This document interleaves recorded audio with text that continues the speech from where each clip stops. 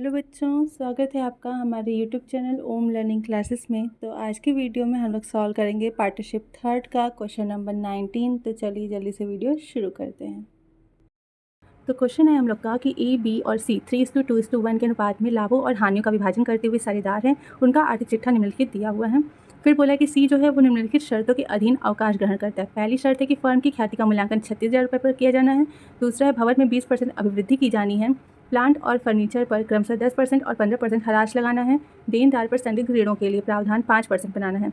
ए और बी ने निर्णय लिया है कि सी को तुरंत भुगतान करने के लिए पर्याप्त नकद लाना और बैंक में 10,000 का शेष रखना है। सी को भुगतान कर दिया गया है। अपनी पूंजी को लाभ विभाजन के अनुपात में भी समायोजित करना है। लाभ हानि समायोजन खाता, सभी साझेदारों के पूंजी खाते और नया आर्थिक चिट्ठा बनाना है। तो आइए जल्दी से इस क्वेश्चन को देख लेते हैं। तो सबसे पहले हम लोग यहाँ पर बनाएंगे पीएल एडजस्टमेंट अकाउंट, जिसमें हम लोग क्या दिखाएंगे। तो जैसे कि हमारे समायोजन नंबर सेकंड में कहा है कि भवन में 20% की अभिवृद्धि की जानी है, यानी कि भवन का मूल्य बढ़ रहा है, संपत्ति का मूल्य बढ़ रहा है, तो उसको हम लोग क्रेडिट साइड में बाई बिल्डिंग करके दिखाएंगे। कितना है 20%, और हमारे भवन का मूल्य आर्थिक चिट्ठे में दिया हुआ है 50,000। 50,000 का 20% कितना होता है 10,000 रुपये। तो यहाँ पे हम लोग 10,000 रुपये दिखा देंगे। थर्ड समायोजन है कि प्लांट और फर्नीचर पर क्रमशः 10% और 15% हराज लगाना है। यानी प्लांट पर 10% का हराज है और फर्नीचर पर 15% का। तो प्लांट का 10% कितना देगा, प्लांट हमारा है 40,000 का। 40,000 का 10% कमी हो रहा है, तो कितनी कमी हो रही है 4,000 की कमी हो रही है प्लांट में। तो यहाँ पे 2 प्लांट हो जाएगा। और फर्नीचर कर देंगे 2 फर्नीचर। तो फर्नीचर है हमारा 15,000 का। 15,000 का 15% करेंगे, सॉरी फर्नीचर जो है हमारा वो है 4,000 का। 4,000 का 15% करेंगे तो कितना हो जाएगा 600 रुपये। तो 600 रुपये की कमी यहाँ पे दिखा देंगे। फिर उसके बाद फोर्थ समायोजन में है कि देनदार पर संदिग्ध ऋणों के लिए प्रावधान कितना है 5% करना है। और हमारे देनदार कितने के 30,000 के। 30,000 का 5% कितना होता है 1,500 रुपये। यानी 1,500 रुपये से हमारे देनदार कम हो रहे हैं। तो यहाँ पर देगा 2 प्रोविज़न फॉर डेटर कितना 1,500 रुपये। ठीक, ये हम लोग दिखा देंगे। अब इसके अलावा और कुछ भी ऐसा नहीं है जो कि इसमें हम लोग को पीएल एडजस्टमेंट में दिखाना हो। तो हम लोग टोटल करेंगे तो ऑब्वियसली बात है क्रेडिट साइड हमें ज़्यादा दिख रहा है पहले से ही। तो टोटल हो गया 10,000 रुपये। इस साइड पे दिखा देंगे।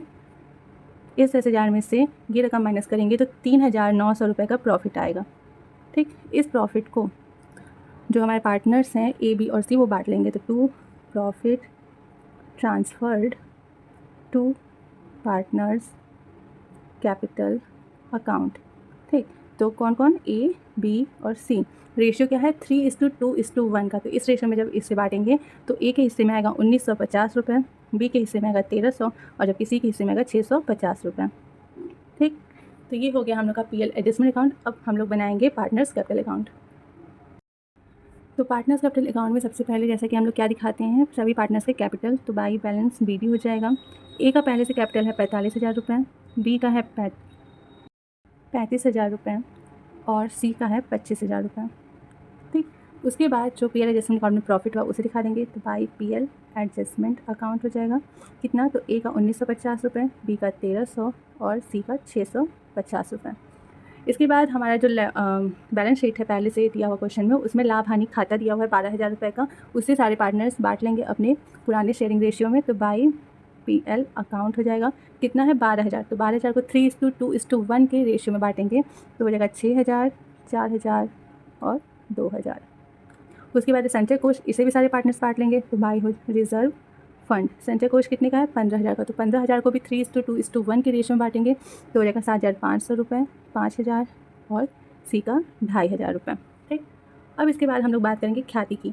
तो हमारे समायोजन में कहा कि फर्म की ख्याति का मूल्यांकन जो है वो 36,000 रुपये किया गया। तो इस 36,000 में जो सी हमारा जब अवकाश ग्रहण करे तो उसका हिस्सा कितना बनेगा, तो यहाँ पे हो जाएगा सीज शेयर ऑफ गुडविल हम लोग को निकालना पड़ेगा। तो सी टोटल फर्म की ख्याति कितनी है 36,000 और सी का हिस्सा कितना है 1/6। इस हिसाब से सी को कितना ख्याति मिलना चाहिए, तो 6,000 रुपये से ख्याति का मिलना चाहिए। इस 6,000 को ए और बी क्या करेंगे अपने गेनिंग रेशियो में सी को देंगे। तो गेनिंग रेशियो तो जैसा कि आपको पता ही है कि क्या हो जाएगा इन लोग का 3:2। ठीक है, तो यहाँ पे हो जाएगा डिस्ट्रीब्यूशन ऑफ गुडविल। तो ए जो है वो 6,000 का 3/5 देगा यानी कि 3,600 रुपये, और बी जो है वो 6,000 का 2/5 देगा यानी कि 2,400 रुपये। बस इसे हम लोग यहाँ पर दिखा देंगे। तो गुडविल के लिए क्या एंट्री होती है, रिमेनिंग पार्टनर डेबिट होते हैं टू रिटायरिंग पार्टनर होते हैं। तो रिमेनिंग पार्टनर को हम लोग यहाँ पे दिखा देंगे बाई ए और बाई बी।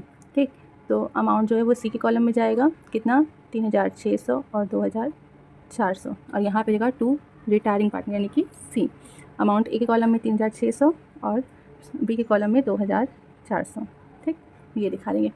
अब क्वेश्चन में बोला है समायोजन में कि सी को तुरंत भुगतान करने के लिए पर्याप्त नकद ए और बी क्या करेंगे, लेकर के आएंगे और उन्हें बैंक में भी 10,000 रुपये का शेष रखना है और सी को भुगतान कर दिया गया। तो हम लोग पहले देख लेते हैं कि सी को टोटल कितना भुगतान करना है। तो इस साइड हम लोग टोटल करेंगे सी के कॉलम का, तो आ रहा है टोटल 36,150 रुपये।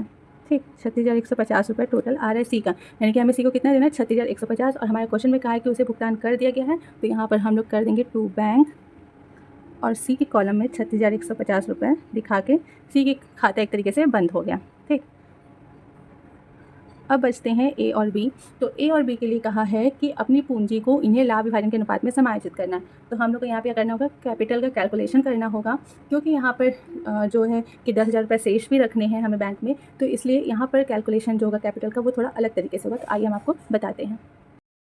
तो यहाँ हो जाएगा कैलकुलेशन ऑफ कैपिटल। ठीक है, देखिए सबसे पहले हम लोग देखते हैं एक के पास कितना कैपिटल बच रहा है। तो ए की जब हम लोग क्रेडिट साइड का योग करते हैं, जो अभी हमने पार्टनर्स कैपिटल बनाया है, तो टोटल आ रहा है 60,450 रुपये, इतना आ रहा है क्रेडिट साइड का योग। ठीक, और क्रेडिट साइड के योग में से क्या करेंगे, डेबिट साइड का योग कितना आ रहा है, 3,600 रुपये, तो इसे हम लोग माइनस कर देंगे। तो हमें ये पता चलेगा कि हमारे ए के पास कितनी रकम बच रही है कैपिटल के तौर पर।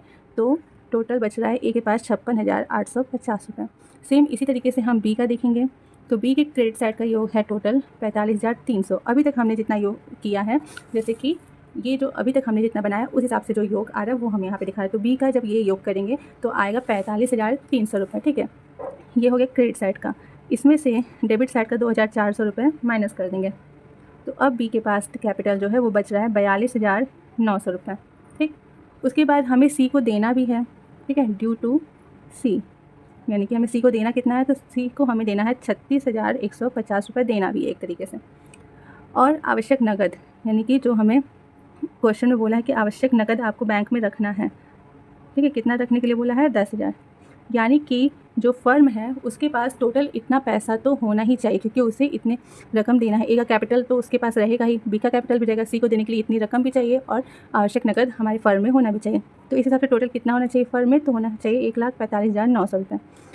इसमें से जो हमारे पास पहले से हमारे बैलेंस शीट में नकद है उसे माइनस कर देंगे। तो minus current cash in bank, जो हमारे बैलेंस शीट में पहले से दिखा रहा है नकद कितने का है, 3,500 रुपये का, उसे माइनस कर देंगे। क्योंकि 10,000 का तो हम रख ही रहे हैं, तो इस 3,500 को नहीं रखेंगे। तो अब बता रहा है क्वेश्चन कि मतलब कि इस हिसाब से हमारे जो फर्म है उसके पास 1,42,400 रुपये नकद में होने चाहिए, जिसमें कि ए और बी का कैपिटल भी शामिल है। ठीक है, इस 1,42,400 रुपये को अब क्या करेंगे, ए और बी जो है वो अपने लाभ हानि अनुपात में बांटेंगे। तो इस कैसे बांटेंगे, तो यहाँ पे हो जाएगा एज शेयर ऑफ कैपिटल। ठीक है, तो ए लेगा 1,42,400 का, उसका शेयर अब नया वाला कितना है, 3/5 है, तो इस हिसाब से ए का शेयर हो जाएगा 85,440 का। ठीक, बी का शेयर ऑफ कैपिटल हो जाएगा 20 शेयर ऑफ कैपिटल, तो टोटल 1,42,400 है, उसका 2/5 हिसाब से बी का कैपिटल हो जाएगा 56,960 रुपये का। बस अब ये ए और बी का जो कैपिटल आया इसे हम लोग उनके खाते में बैलेंस शीट करके दिखा देंगे। तो यहाँ हमने दिखा दिया टू बैलेंस सी डी। ए के कॉलम में 50,440 का कैपिटल बचा है और बी के कॉलम में 56,960 का कैपिटल बचा है। अब हमें लास्ट में क्या करना है कि दोनों साइड का टोटल करना है, जिस साइड का ज़्यादा होगा उसे हम लोग दोनों साइड दिखा देंगे। तो ए और बी का जो है डेबिट बैलेंस ज़्यादा है, तो टोटल आ रहा है 89,040 रुपये और बी का आ रहा है 59,360 रुपये। ठीक है, इसे हम लोग यहाँ पर भी दिखा देंगे 59,360 रुपये।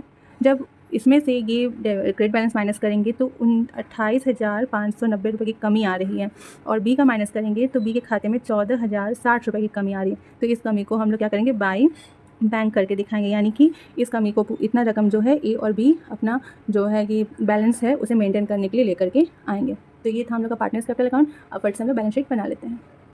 तो बैलेंस शीट में सबसे पहले हम लोग यहाँ पर लायबिलिटीज़ और एसेट्स होगा, गलती से हो गया ये। तो बैलेंस शीट में सबसे पहले लायबिलिटी साइड में हम लोग दिखाएंगे क्रेडिटर्स हमारे यहाँ पर हैं 20,500 रुपये के। उसके बाद कैपिटल दिखाएंगे ए और बी का, तो ए का कैपिटल है 85,440 और बी का है 56,960 रुपये। टोटल हो गया 1,42,400। अब लायबिलिटी में कुछ नहीं जाएगा। एसेट साइड आएंगे तो एसेट में सबसे पहले दिखाएंगे बैंक। बैंक में क्योंकि कहा था कि 10,000 की नकद हमें शेष रखनी है, तो सिर्फ और सिर्फ 10,000 हम लोग दिखाएंगे। इसके बाद है देनदार यानी कि डेटर। डेटर हमारे पहले थे 30,000 के, इसके बाद यहाँ पे प्रोविज़न हुआ था 1,500 रुपये का, तो माइनस कर देंगे। अब हमारा डेटर हो गया 28,500 रुपये का। रहतिया यानी कि स्टॉक हमारा वैसे ही रहेगा 25,000 का। प्लांट जो है वो हमारा था पहले 40,000 का, इसमें 10% यानी कि 4,000 की कमी आई थी, तो प्लांट अब हमारा हो गया 36,000 का। भवन यानी कि बिल्डिंग पहले थी हमारी 50,000 की, इसमें 20% यानी कि 10,000 की वृद्धि हुई थी, तो हमारा बिल्डिंग है 60,000 रुपये का। लास्ट है फर्नीचर। फर्नीचर हमारा 4,000 का था, जिसमें कि 600 की कमी आई थी यानी कि 15% की, तो यहाँ पे अब ये हो गया 3400 रुपये का। ठीक, तो ये हो गया हम लोग का बैलेंस शीट का सारा चीज़ हमने दिखा दी। अब टोटल कर देंगे। टोटल करेंगे तो हमारा दोनों साइड का आएगा 1,62,900 रुपये। ठीक, 1,62,900 रुपये। तो ये था हमारा क्वेश्चन नंबर 19। आई होप कि आपको काफ़ी अच्छे से ये क्वेश्चन भी समझ में आया होगा। तो अगर वीडियो पसंद आया तो please like share and subscribe करना बिल्कुल मत भूलिएगा और बने रहिए हमारे यूट्यूब चैनल ओम लर्निंग क्लासेस पे। Thank you.